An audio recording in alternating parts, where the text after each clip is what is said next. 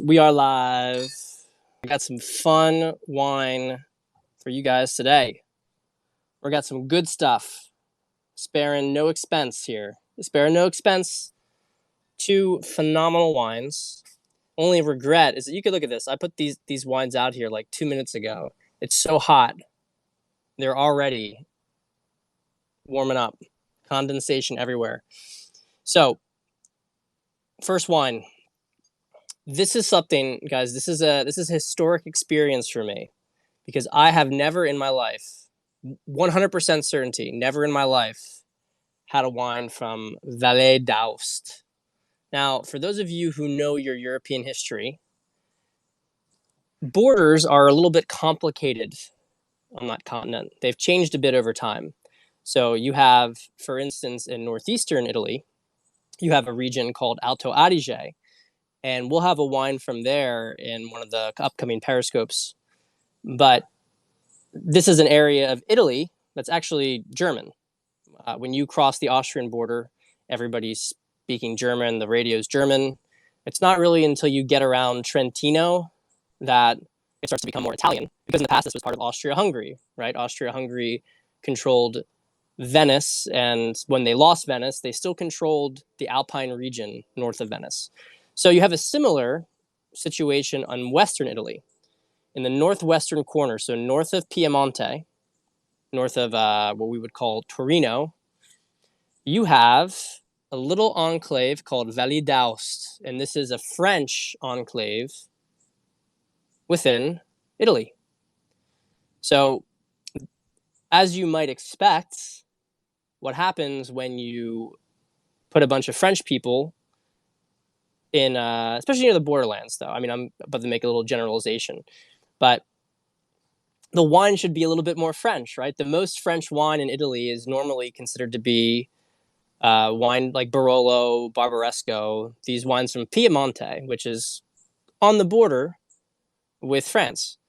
But Vallée d'Aoste is really French people in Italy. So it's going to be interesting. And of course, the next one we have is a Barsac. So we've had a Sauterne before, which is standard Sauterne. Sauterne is it's a sweet, it's a dessert wine. So we're only going to have a little bit of this just to try it out. But they have this thing called the Noble Rot.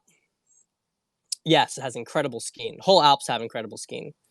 This is in Bordeaux. So this is just to this on the southwestern, the really deeper southern part geographically of Bordeaux, but on the west bank, but it's kind of like off of the main areas where you consider to be banks. It's really just in the more southern portion. It comes from a tributary. And Barsac, like the rest of Sauternes, is a very specific appellation of prestige. I don't know if I've had a Barsac before, but I've had plenty of Sauterne. This is the Noble Rot, so it really gives out, it's like the grapes shrink up, sugar gets concentrated. You basically have the grapes, they have this mist, and the mist brings this phenomenon called botrytis. It's called the Noble Rot because it creates all sorts of flavors and concentrates that flavor. So we're going to break tasting protocol and we're going to do the sweet wine first because I'm going to not drink more than this and just to taste it.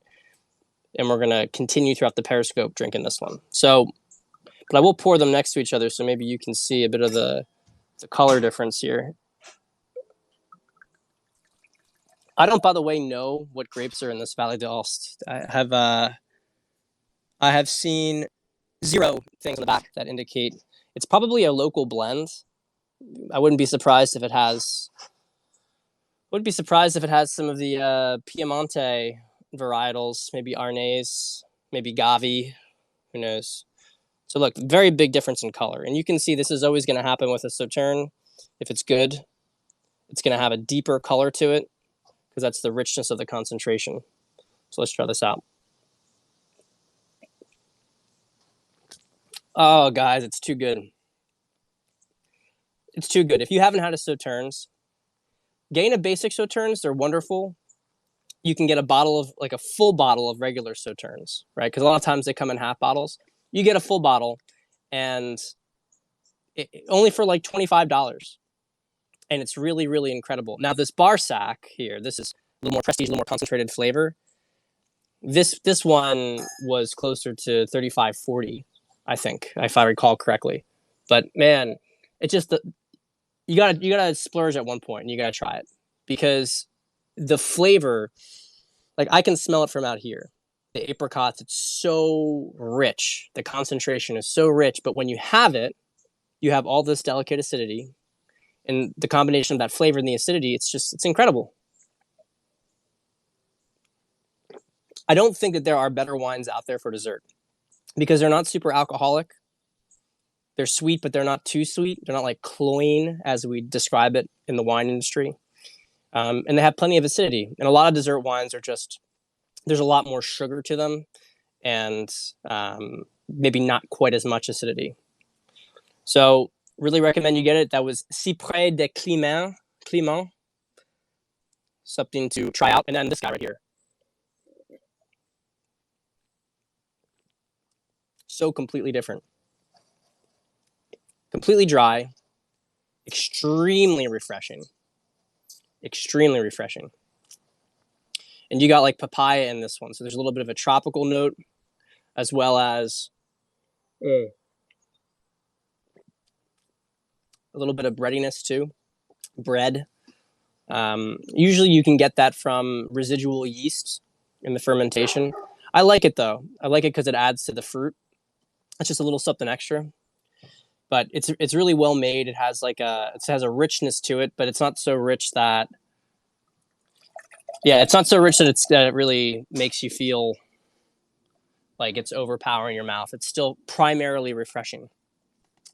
I definitely check it out. I will tell you, I'm sure I've just missed them before, but this is not an easy thing to find. So Rosenthal does a really good job of bringing in wines. So if you can find it, good stuff. I only found it at Italy in New York.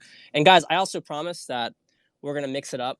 I mean, we have a bar sack here, so that's French, but I've been really Italy heavy recently because I have been going to New York and going to Italy, and that they haven't Ribera del Duero. So we're gonna do a little bit more stuff from around the world, bringing up our Q&A so we can talk about some dating stuff. All right. I haven't looked at any of these, so we're just gonna. I don't usually really look at them, but I've really looked at none of them. Single man, 25 years old, no women or kids, 10K saved up, unemployed at the moment, living in New York City, looking to relocate and start a family somewhere else in the U.S. Where would you recommend? Ooh, well, I'm sorry, guys. I hate to say it. And look, I'm telling you this. This is a very intellectual perspective. It's the kind of argument I'm making from the standpoint of knowing people there, hearing what it's like. I haven't been there myself, guys. I got invited, but I passed, which was good because I would have had to go in the quarantine for 2 weeks if I did. But I'm talking about Austin, Texas. Austin, Texas has a big scene of young people. And yeah, Austin is maybe it's Texans will tell you that it's a very, very liberal city. So if you're looking to try to get some girls, settle down, have some kids, maybe, you're definitely going to get transplants from New York City and from California. But look, it's also in Texas. It's also in the South. I think you're going to get a good mix. Certainly way more of a mix than you're going to get in like San Francisco or New York City for that matter. So I've also heard good things about Atlanta, Hot Atlanta, another city I haven't been to, by the way. So don't take this as like, I've been there, I know what it's like. But I hear great things about Atlanta, hear great things. Nashville, I have been to. Nashville's great. But, you're looking at these southern cities because the southern cities have a big, they have a lot of a scene developing. And but there's still a lot of, it's not an echo chamber. What I'm trying to say. So if you're there, you're looking to meet younger girls, but you're looking for some girls who are maybe going to be family oriented, you're going to meet girls. You have a much higher chance of meeting the girls that are going to be into that stuff. So that's my recommendation. Also, living in New York City, unemployed, you'll burn through that 10K real fast. So definitely a good sign to get out of that place because the rent is too damn high. Tell you that much. And I don't think it's so bad in the South. I think it's a lot better. I have to say, look, I am biased towards the Northeast. I would not move. I would never be leaving Philadelphia, New York. But that's just my personal preference. Um, I I know everybody I know who's gone down to these other cities have loved it there. So, all right, next question. How does one transition from a friendship to a lover? Context is that I met a 10 out of 10 girl while in a monogamous relationship. I know she 10 out of 10 fancied me at the start of initial acquaintance. I know I am attractive, but I feel awkward about just asking her out. I feel it would be socially incongruent and a bit out of the blue. Suppose the question boils down to how to be socially nimble enough to ask someone out with the premise of an underlying sexual intent when they won't be expecting it. Well,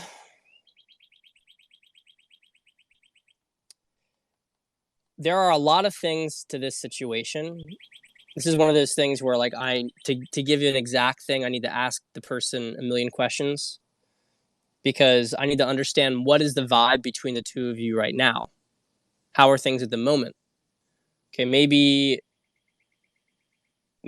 she's flirting with you now that your girlfriend's gone, but maybe it's like, playful flirting. Maybe she's too hesitant to really express it seriously, but is she flirting with you? I mean, she was interested. Is she flirting with you now? Or is she just being very cool and neutral towards you? You guys are friends, but there's no banter. I mean, this stuff is really relevant because it basically gives you the indications of how you're going to proceed with this stuff. I can tell you that. Also, how does she act towards you? What kind of stuff does she talk about? How does she talk about other guys? Does she want to just spend time with you, or does she want to, or is she always inviting you out in groups? If she's spending a lot of time with you one-on-one, I would just ease your way into it and dial up the tension and see how she responds to the tension, and then invite her out one-on-one. And you will start doing things one-on-one together, and then eventually the tension will crest, and you can make a move and have things happen. Now, if she backs away, then you want to create space, right? If you ask her out, but then she flakes. This actually happened with one of my clients recently. There's been a girl who he hooked up with a while back. He was kind of like a rebound after one of her relationships, and they've been really close friends. And she recently, and she's into him, but she's also really into the attention. She doesn't have a very good way of having healthy relationships, plays a lot of games, and gets played all the time in her actual relationships. But she's really, like, connected and bonded towards this guy, or rather, she's very emotionally, she wants him, she wants him to herself. But so they've been doing a lot of this stuff together, but when he asked her out, just one-on-one, and I'm like, we're going to get drinks together. And that was going to be the conversation to, like, bring up what's going on. And she flaked, actually. She went on a date with another guy. Now, you might say, oh, that was a bad tactical move, Pat. Why would you recommend that? Well, you always set yourself up for win-wins, right? The win is that you get a relationship with a girl who is, as you say, a 10 out of 10 that you can have a healthy relationship with. And that means, with that framework in mind, what you want to do is you want to create situations where you can clear out the ambiguity in a controlled way. And so what, of course, happened, it wasn't a matter of her interest. It was that she started to play games with him when he started to actually express a little bit of interest. And so what occurred was that she does that, and then she flakes, and then she's like, oh, sorry, like, blah, blah, blah. He finds out on Instagram that she was, with this other guy, right, on a date. And so he just ignores her. He doesn't say anything to her. And since then, she's been blowing up his phone, blowing it up. Hey, what are you doing? Hey, what's going on? Hey, when are we hanging out? Hey, you want to do this? Radio silence, right? Now, when she calls out, hey, what's going on? Are we okay?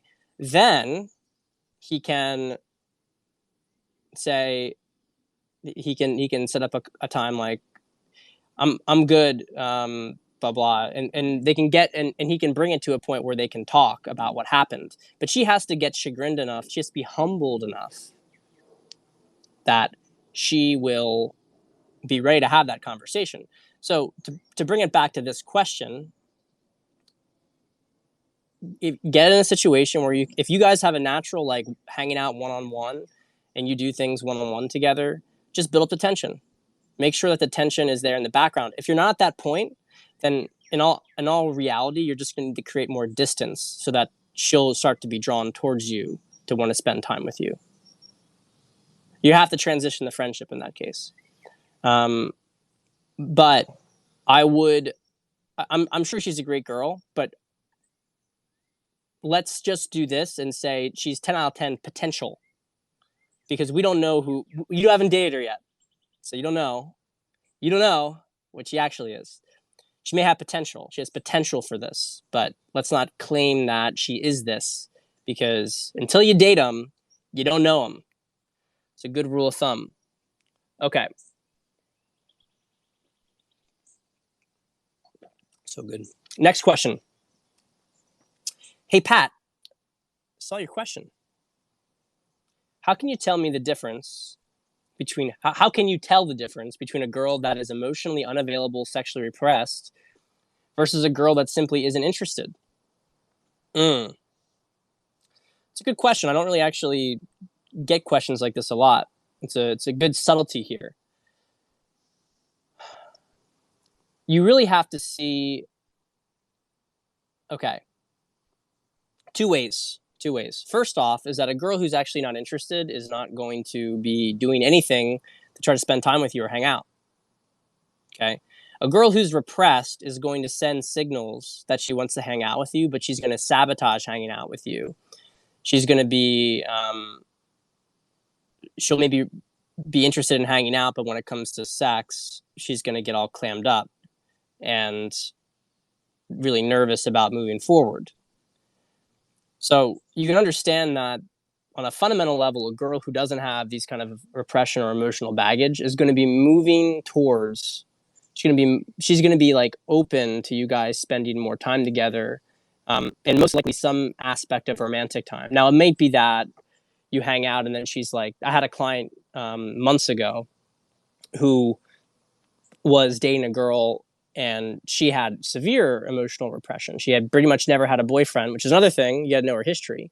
Okay. If she has not dated people in the past and she's having a hard time opening up to you romantically, then that's repression, right? She's got some anxiety there. This girl, they'd hang out, and then when he tried to get closer, she'd kind of be weird. She'd move the other end of the couch, and I'm getting some blotchy on some details here, but she liked him. I mean, and when he kind of was like, well, let's kiss. She was like, fine. He was like, do you want, like, he kind of like made a move and she was like pulled away. He was like, well, do you want to kiss, basically? She was like, fine. Like, she's like, just do it. It was like very weird stuff. Okay. Clear case of emotional baggage, clear case of insecurity around it. Put up a lot of walls, that one. So a girl who is emotionally unavailable and won't be sexual with you, as in she doesn't want to hang out with you, but she does with other guys, then it's you. It's not her. And again, it may not be necessarily that you're messed up. It may just be that you're not a good fit, but that's a sign. It's about your dynamic with each other versus her. Hey, Pat, got a question that seems right up your specific nuanced alley. There was this big question recently regarding taking a girl's number versus giving out yours. Guys were very split on it, either thinking taking is akin to the proper masculine initiative, or that giving it out indicates high value. My take is that it's context specific, depending on both the culture and the type of game you're running. If you're leading with more of a seductive feminine approach, I think giving it out works. This is in particular true for a certain type of somewhat masculinized woman who can see a fantasy guy as a type of fantasy sex object. I think guys who present as very raw and traditionally masculine should always ask and initiate, because it's what most traditionally masculine in terms of polarity. Again, this is especially true in cultures with a more traditional polarity that's predominant. What are your thoughts about this distinction? So, I mean, I agree. I agree. I'm all about context, right? Content is king, but context is queen. And I don't hear enough people talk about context, which to me is so stupid. Guys, it's the stupidest thing in the world. How can you not talk about context? It's like people are like, well, you said this the other day, and it contradicts this. It's like, it's the context is different. The context is different. So I'm gonna get on a little bit of a soapbox here. Not not thinking about context is a sign that you're not really smart or you're not really thinking about things. You need to get smarter because everything in life, not just with women, everything in life, whether it's the right move or not, whether it's the right move or not, you got, you got to come, you got to deal with the context of the situation because, and that's why I ask questions because I ask questions to clients. I ask questions when people ask me things is because I need to figure out exactly what's going on. So if you are a guy who's being more seductive, no doubt you're going to create more of an energy where it can open up a girl to pursue you more, right? You can create fantasies in her. She's going to track you down. She's going to track you down because she wants it. But I want to emphasize here, I don't want to, I've written about dominance versus seduction, and there is a connection between one being masculine and one being feminine in sort of some fundamental level. Seduction is sort of a use of feminine energy. It brings out the emotions of a girl, whereas dominance, right, is very much straight up, I'm a man, you're a woman, I'm going to take you. But they really intermingle. I don't want you guys to think of this as like a black and white thing. I would say that I would say, yes, it's true that if you're a dominant guy, if you're leaning heavily on dominance, you go for the number, or at least you take the initiative in setting things up. But I think that the context in which you are not going to take a girl's number and you're going to have her give it to you depends, yes, on your game and your seductive ability, but it really depends much more on external power factors. This is really a pre-selection issue, guys. It's a pre-selection issue because you don't have a lot of time in that scenario to make an impression when you're getting her number. Okay, this is another context, right? Maybe you had a couple hours together. And in those couple of hours, you could really game her hard. And then she'll follow you on Instagram, right? She'll follow you on Facebook if you don't give her your number. That is true. That can happen. And then you can take it from there and be like, oh, hey, stalker, what's up? But more like in most situations, like if you're doing a cold approach on the street, you are always going to have to take her number. Always. Like maybe there's a very, very specific context to where it would be okay. But in a cold approach on the street, you're always going to have to take her number. Unless you somehow really, really manage to turn her on in a brief amount of time. More likely, situation where a girl will go after your number is when she comes to a place where you are, as Christian Hudson used to say, king game, right? King game. When you are the kingpin of the social group, when you're the kingpin of the social group, a girl will take your number. Because in that context, you are the most valuable individual there and your attention is sparse. Okay? You have something she wants. This goes even further if you are a very attractive guy. If you are a very attractive guy and you're a social kingpin, if you've got additional status, and if you've got fame, right? Because fame is the biggest, okay? When it comes to pre-selection, there is nothing that creates more desire than fame. If you are famous, you don't have to take girls' numbers. Girls will give you their number. Girls will try to fuck you in the backseat of your car or in the back alley. if you're famous. That's how it works. Second to fame is popularity and looks. But generally, you're going to have to take the number. So I think I get it. I agree about the sense that seduction is more likely to lead to a situation where you don't need to take the number, because seduction is about pulling her into your world. But fame is seductive. Fame is passive. Fame is a pre-selection that's seductive, right? So if we're talking about game, you usually don't have enough time in a situation. You're not able to create enough desire to find them to be worthwhile. And as Red Pill Dad mentioned in his post, which is the post that's being referenced here about getting the number or not, really, like, there's not much of an advantage to taking a passive approach with this. You have to be running a very, very specific, sophisticated kind of game to not ask for a girl's number if you want to see her again. Which is why I said 90% of guys and 90% of scenarios should not be doing that. It's a very, very limited time. But I've had girls ask me for my number. I've had girls, more likely what they do is they follow you on social media. That's their subtle way of doing it. They find you. They stalk you. They won't ask you for the number, but they'll stalk you and they'll send you a request, which is how you know that's game on. But then it's still, you got to take the move. And the last thing I'll say on this question, is that why do you want the girl to take the initiative to follow you?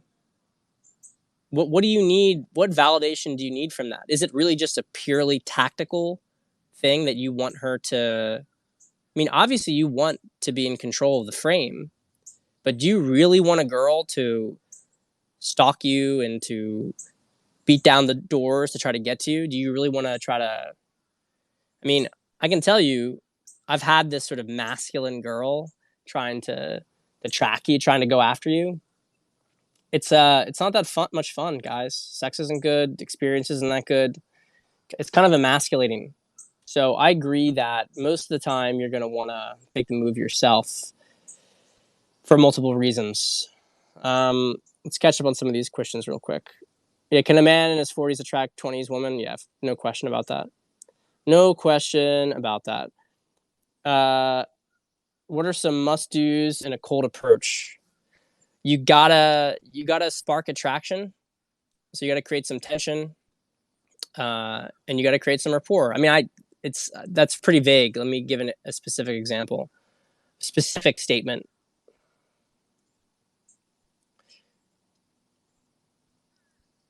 I feel like you have to make an energetic impression on her.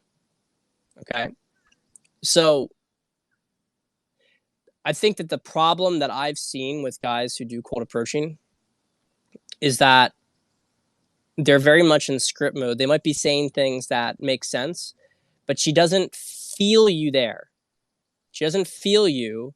She's not, her emotions are not affected by being with you. So you can get involved with specific tactics about, you should have done this, you should have created more attraction, you should have created more rapport, all of which is true, perhaps. But I think what really stands out is that, were you noticed by the girl or were you not noticed? Was she present in the conversation you had or was she not? And if you're really being honest with yourself, you can tell this, which is why I said, and people were like, what the fuck are you talking about? Like, there's no way you have this kind of ratio. But I was telling people, and I'm not an expert cold approacher. I would never compare myself to the day game guys who are out there grinding and hustling. You know, they're out there talking to tons of girls. Would never make that kind of comparison. But I did meet girls from day game, and I had on my numbers, I had 100% response rate and like a 75-80% date rate. Like, I don't think I didn't get a single response to my text that I sent the girl. I don't think I got a single non-response. I think every girl responded to me. And the reason why is because, A, I didn't approach every girl. So understand that there's a volume component to this. If you approach tons and tons of girls, you're going to get more flakes. It's the way it works. I was very specific about the girls I approached. The second point here is that I would never ask a girl for her number if I didn't make an impression with her. It's one of the big things in game that people don't get. Like, how do I number close? Like, no, no, no, no, no. No, no, no, no, no. How do you create a connection with a girl? How do you create attraction with a girl? How do you create connection with a girl? Then it's how do you ask a girl for her number? But don't go for the outcome before the process. Which is why this idea of focus on just going and saying hi to a girl is very good for beginners. Like, no, don't worry about that stuff. Just focus on being able to go approach and say hi. Okay, then focus on kaizen, right? This is a Japanese term for it. Little gradual, but it's like the point here is that it's like, how do I sleep with a girl? It's like, well, first learn to say hi to her. If you do everything right beforehand, you will either elect, you will not have a problem getting to the next step, right? It's literally like walking up the stairs. You put each step in front of you, you can step on it. But when you skip a step, then you have to take, you can do it. Sometimes you can skip a step. Sometimes you can skip two. You get a really long, awkward, reaching lunge. But it makes it a lot harder to stick the more you do that. If you take it step by step, you'll get there. So, yeah, I was on the whole thing like number closer. It's dumb. It's dumb. Sorry, I hate to call out people. But one of the most garbage things, and I actually have inside intel on this.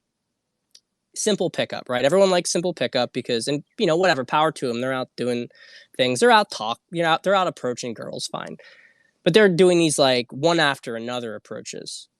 And they're getting girls' numbers. And guys look at that and they're like, these guys are gods. I wish I could do that. Those numbers are flakes. Almost every one of those numbers are flakes. I know this. I've talked to guys, like big people in the industry.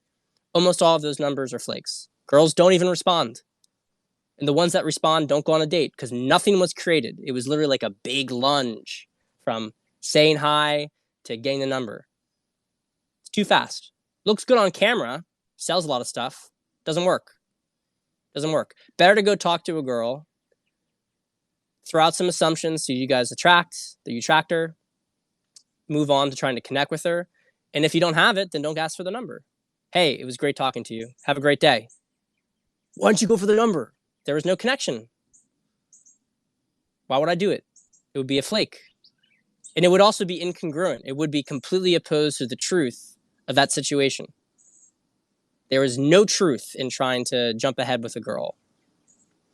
Wish more people internalize that. All right.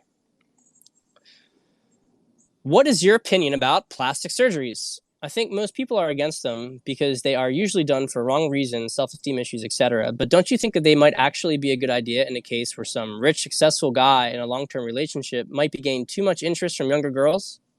He could just use his resources to keep his partner attractive, and thus younger, hotter girls would be less of an issue for the relationship.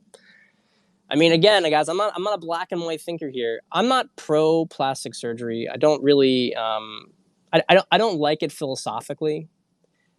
I don't like shortcuts philosophically, but I'm not black and white on it. There are some people who, there's one girl, she had she's a pretty girl. She's a terrible nose, a huge nose. Took up her entire face. So she got a nose job. Actually, her nose was not small all of a sudden. She still had a nose that was prominent, but it wasn't anything like before. I think that there's something to be said, if you want to be really rough here, genetically. There was that famous case in China, right, where this woman got all this plastic surgery and the husband wanted to divorce her on those grounds because their kids were ugly, and he was like, what's going on here? And then he found out his wife was really ugly. She had just gotten all this plastic surgery. These are, funny stories. But there's always that exception. Where it's like, you've done everything in your power. You look good mostly, but you have this one feature you just can't control. And guys, honestly, it affects people's self-esteem. So if it's really that much of a barrier, if it's hard for people to get past, if it's hard for you to get past it, then do it. But I really think that like 90% of plastic surgeries are come from the wrong place. They're not like, I need this one thing changed. And the way that you can tell is that when people are going and changing all sorts of things in their body, that's complete psychological issue. It's completely a psychological issue then that they have to address. And they end up looking ridiculous. I mean, I can't even remember. Was it Heidi Montag? That was it. She's actually a very attractive girl. She's a very attractive girl. She turned herself into some sort of like monster. She got like double H tits, looked disgusting, absolutely disgusting. And then she got tons and tons of stuff done on her face. And there was this beautiful girl, thin girl. She had, I think maybe C cup or something, like great size boobs. She was wonderful, wonderful. I think she was like on the OC or something like that. I don't know, one of those like SoCal, aught drama shows. And then she just turned herself into some sort of zombie doll. So more specifically to the perspective, like I also get like with this question, an older woman, maybe she's an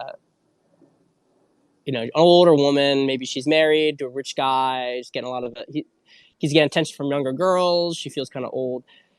Look, that's another situation where I get it a bit more. At that point, you've already had your kids. At that point, it's just like, it's literally like an anti-aging thing. You're not selling a bill of goods. Well, maybe you are, but perspective, right? This isn't someone who's really deceiving for any big purpose here. You're just trying to slow against time. So I don't know. There's always a context to it. But I will say this with older ladies who are maybe watching this. Maybe I got some older ladies watching this Periscope. Really, it's probably a good idea to not go overboard with it, because when it's overdone, it feels weird. It feels weird to look at you. Even if there's some like unconscious attraction triggered, pulled because she's got the proportions right, that unconsciously will respond. It's like your conscious mind is like, this isn't right. Something's not really good about this. Like, it's not hot unless you have some sort of fetish. It's not hot. So I think that very, very subtle things you can do when you're older are worth it. But big transformations, and I'm really, obviously outside of situations like breast cancer, I'm not a big fan of implants. So yeah, I'm au natural, guys. I think that there's so much more in your power you can change. The exceptions are much lower. And I don't like shortcuts. I don't like shortcuts. So 2 more questions. Girl agrees to date by phone. I get a text an hour and a half before canceling the date.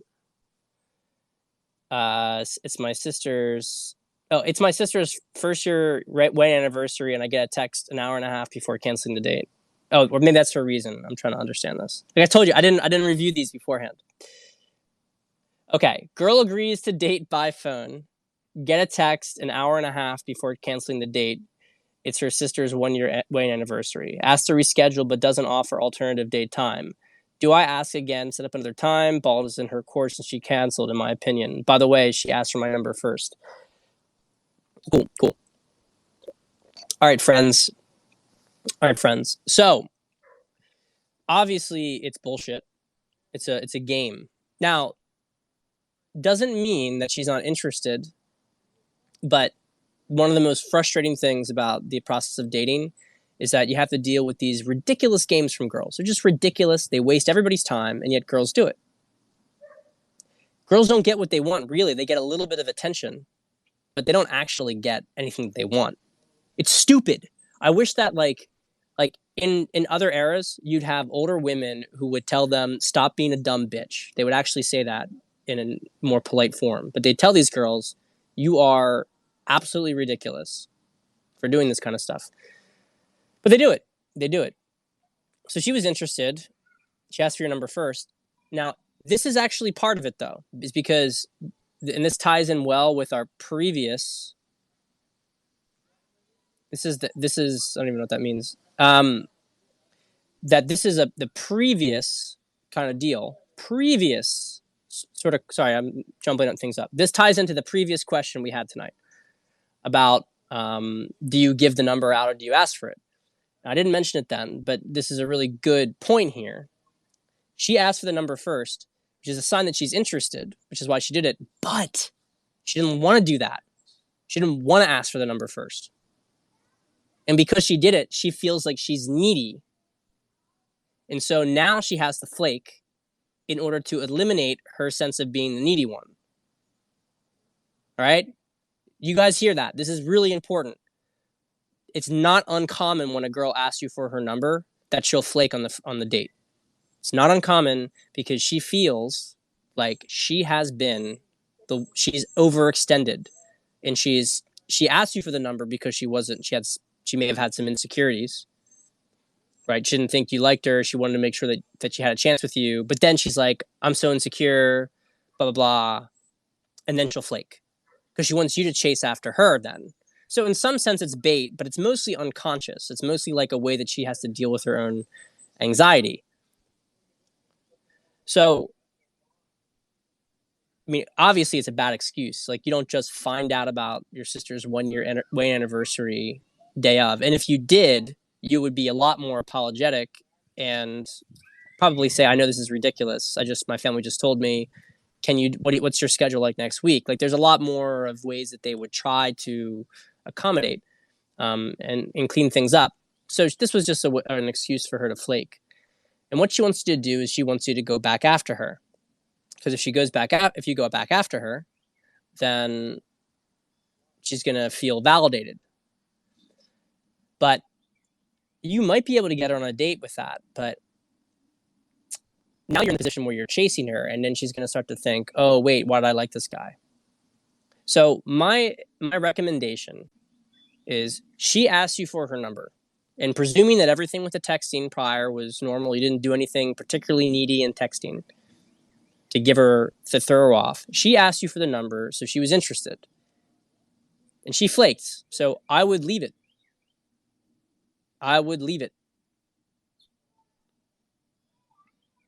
not go after it. Because if she went for your number the first time and then she canceled and then it's kind of like done, she's going to be like, wait, now doesn't want to see me. And so she's going to reach out to you again. She may not ask you to go on a date, but she's going to reach out to you again. And then you can move it from there and schedule the date. You can go and text her now and try to get, her schedule. But there's a good likelihood that she's going to play more games now because she thinks she can play games. So this is a time to nip that stuff in the bud. I would be prepared to let her go and not pursue it and wait till she re-engages, because there's a really good likelihood within a week she's going to shoot you a text. Hey, what's up? What are you doing? How was your week? Some dumb stuff that girls who don't know how to hold conversations, huge number via text, most boring text in the world, do. So, all right, one more question.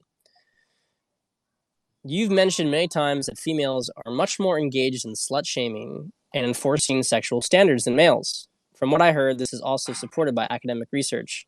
Yet many women are complaining that these sexual standards are actually enforced by males, and that sexual revolution was about liberating women from sexual oppression imposed on them by men. Is this a projection? This version is also supported by many discussions on the internet, where men usually call women sluts and insist on virginity or low notch count, while women are defending themselves by claiming that notch count doesn't matter and that men shouldn't judge them like that. So did the roles reverse? Who is shaming who, actually? Well,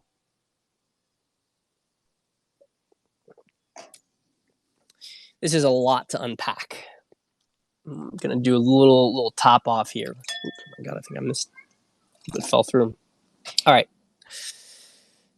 So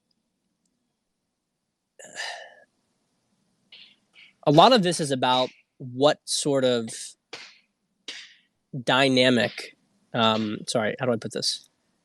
A lot of this is about whether men and women, what kind of standard of society the men and women respectively want. Because both are true, okay? Women who don't want to be promiscuous don't like promiscuous women. because if they want to have a relationship, they don't like promiscuous women. They see promiscuous women as a threat to their intimacy with guys, because a guy is less likely to commit and be intimate with her if she's around being a whore. Also, she is likely to pull away a guy who's in a committed relationship with her by kind of leaving this dark, sexual energy on the table. Sort of in the same way that, well, I'll get to this in a second. And so it's a very natural response for women policing other women. And in a healthy society, when men and women aren't against each other, the sexes police their own, right? This is a thing, guys. This is a thing before we got the psyops and everything. I know this isn't COVID cabal, but the whole point here has been to make groups stop policing their own and to go against other groups. So, right. So rather than have, white people policing their own communities and black people policing their own communities, we have both sides blaming each other for stuff, right? It's the same thing with men and women. Men used to police other men and women used to police other women. The whole idea of like the guy, this men controlling women was not really, we'll get to that. That there are aspects of truth here in the sense that the male had this authority, but the woman also had authority in her own domain. 1950s maybe being a very slight exception, but throughout history, men and women way more cooperated with each other, like much more cooperative dynamic. And men, you don't see it as much in the manosphere, a little bit more today, which is a sign of things healing. And I try to keep things nuanced. I'm going to try to stay above all of it because I think that from the perspective that most people have different phases of their life, but the really dark pickup people, the really dark red pill people whose entire thing is let's run up big notch counts and fuck as many girls as possible, they are actually an enemy of guys who want to be patriarchs, guys who want to lead healthy families. There's actually no reconciliation between these groups. Guys who have no morality when it comes to which women they sleep with, who just do sleep with whatever woman they want, they're not in the same team, so to speak, as guys who want to have families and who are trying to build stuff up. They're not on the same team. And historically, men would police other men. I'm almost done. I guess you could say I'm done War and Peace. I'm in the second epilogue. So just like 30 more pages. And this is a thing, and men, and there's on multiple occasions in the book, there's been duels or almost duels because of some cad going and sleeping with another man's, betrothed or wife, right? There is or even the suspicion of it. That guy would challenge him to a duel. It was considered antisocial behavior, and men who had to police their own in that social fabric. Also, the women would police their own, and the women would berate the girl who went to be a slut and sleep with that cad. Now, this stuff can go too far, okay? I think that we have the standards for society, but we also we're in a cognitive age where we're going through our own development, and I think there's room to be open to people are going to have phases where they may have some exploration. And we have to be able to, hold space for it. But in all honesty, we have to be like a little bit more okay and accepting around some of these things. The context, right? The context, the intention of the person going into it, which is why the clients I work with, most of my clients, not all. I have probably about a third of my clients are relationships, 2/3 dating, and the guys the guys who are dating. Their immediate goal may be to sleep with some girls because they need experience. They want to get a feel for this. But all of them have this bigger picture, like they want to have a good family, want to have a good relationship with a girl.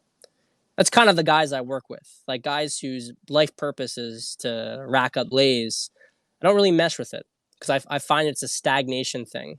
I feel like it's like a stagnant thing. It's not. They're not looking for. But anyway, I don't want to. I don't want to go into it too much, my own perspective, but so it goes on both sides. Now, the reason that CADs and it doesn't match my vibration. Thank you. That's exactly the way to put it. The guys who are, but you've seen that family guys and CADs, maybe you could say, have had a bit of an alliance, but it's really an alliance that's been thrusted upon them due to, third wave feminism, etc. Because a lot of women have been like, oh, well, I shouldn't shame these sluts. Like, they're not bad.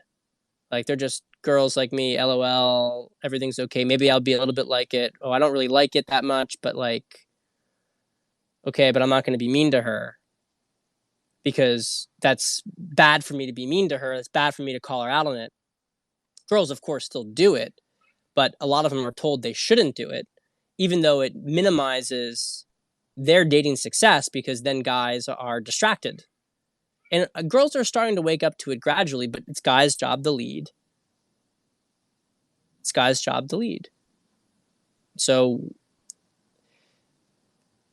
there's different, you could put it like there's 4 different quadrants, and they make alliances with each other. But in a healthy society, you're mostly working with guys who care about families and women who care about families. And they're policing their own sexes to try to minimize just, antisocial behavior. And the last thing I'll say on this is that you can't ban it. Okay? You can't ban it. And this is the big mistake conservatives make all the time. Even if you're not looking into the nuanced cognitive position, everybody who has had a brain and understanding how this stuff works has understood that you need to allow spaces for people who want to indulge in this behavior to be. You need to. You need to. Which is why you need to have brothels. You need to have the red light district. You need to have places where people who want to indulge in that stuff can do it, where it's contained away from the broader society. That is actually the big mistake that's been made recently, is the mainstreaming of the brothel, the mainstreaming of the red light district, turning the entire world into that. Everyone who tries to get rid of it only creates a backlash. This is part of human behavior. 20% of guys, 20% of women are in that sort of, or at least tempted by that sort of world. And you are going to have to allow them space to engage in it. The point is for them not to infect everybody else. So they have their problems there. They can leave there and rise of it, maybe at some point later in their life with support. But when you have it everywhere, when you have it infiltrated in broader social fabric, that's where you have a really serious situation. So anyway, guys, that's it for the day. I will see you guys soon.